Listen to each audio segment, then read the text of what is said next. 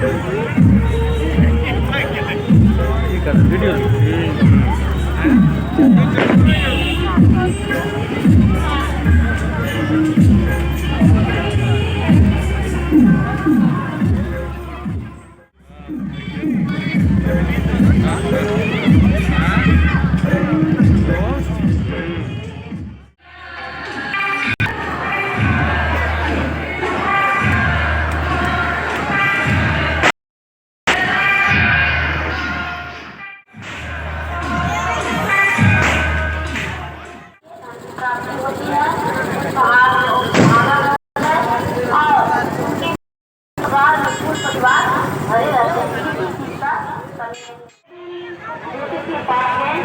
ज्योति जी थे वो बताएं कि देखिए आपका संतान हो जाएगा।